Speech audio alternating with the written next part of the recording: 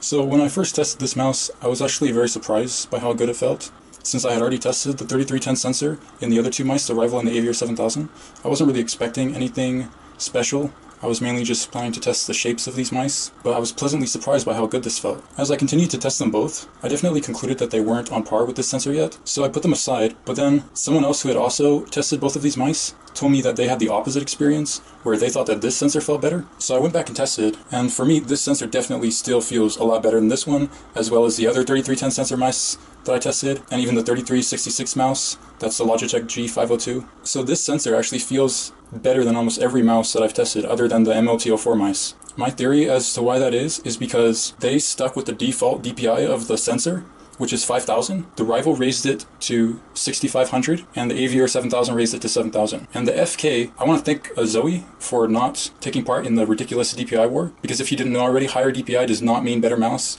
All it means is that your cursor will move faster, not more accurate or anything like that. Most pros still use 400 or 800 DPI, because that's all you really need. But mice manufacturers have been pushing these crazy high DPIs and marketing them as if higher DPI is better, when it's not. Unfortunately, it seems that messing with the DPI at all is what makes it feel worse. As far as why he had the opposite experience as me, it could be a couple things. He bought his mouse a lot sooner than I did. I bought mine a few weeks ago on September 10. He bought his, I think a few months before that. So maybe there were different firmware versions on the mice. Maybe it had to do with the DPI that he tested it on. I tested both of them on 800 and 400 DPI. Maybe he installed the drivers and that affected it. I never install drivers on any of these mice that I test. Maybe there's even some variance with the mice and the sensors. But he's not really someone who I would rely on for that kind of analysis anyways. He's more of a technical knowledge kind of guy. He hasn't even used the MLT04 mice sensors.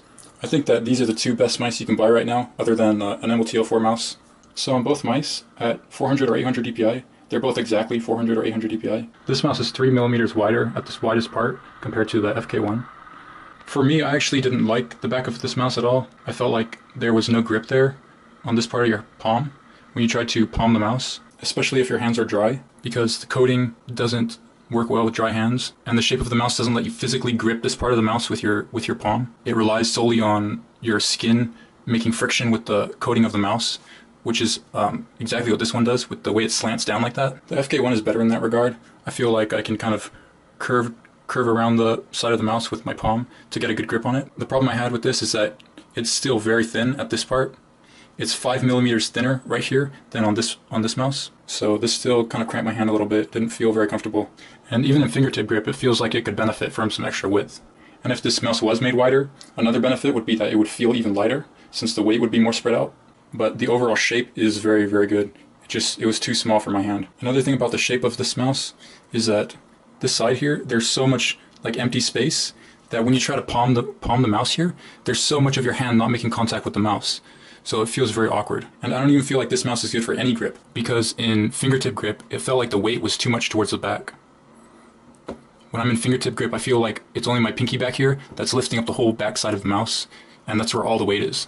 Also in palm grip, I'm not able to hit these buttons without releasing my grip on the mouse, whereas on the FK1 I am, and I don't accidentally click them either. I can just apply a little bit more pressure toward that area, and I can click them very easily. So they've made a couple of improvements on the FK1 from the original FK. The middle button is easier to click. The size is a bit bigger, even though for me it's still too small, but I have pretty large and skinny hands. If you have small or thick hands, it should be fine for you. The sensor is improved from the original, and the weight balance is a lot better. I don't feel like, when I'm in fingertip grip, I don't feel like it's imbalanced towards the back at all. It feels fine. Here's a side-by-side comparison to see how the shape of the mice affect the weight balance. Both mice are 90 grams, but the Kone Pure Military concentrates that weight in a smaller area, so it actually feels heavier. So for me, this mouse is not good in any grip, neither palm grip, nor claw grip, nor fingertip grip, but this mouse is good in all three grips.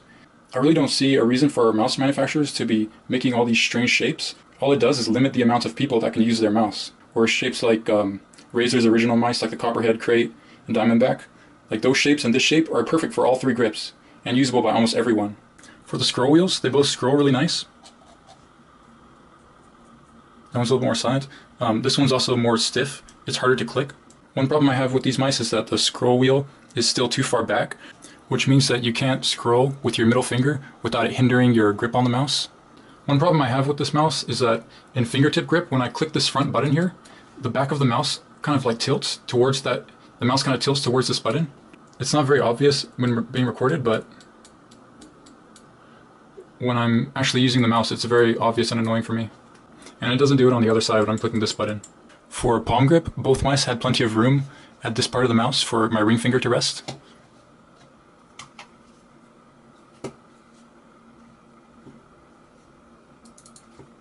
And even though it looks like my ring finger kind of goes over on top of that button when I'm gripping it in palm grip, I never actually accidentally clicked that button. The FK1 though has this ridge here where it protects that from happening. And so for the button setup, it's exactly the same as in the original FK. You can't use both sets of side buttons at the same time. You have to choose between either or. And when you do switch between them, it also switches the two main ones still. So you'll have to, if you don't like that, the two main ones switching, then you'll have to use a macro program to take care of that. So when I got this mouse, I opened the manual to see this kind of odd default setup of the buttons, how the buttons work. It wasn't up on their website, and I didn't find out about it until I actually bought the mouse. So I'll include a screenshot below the video for you guys if you want to check it out.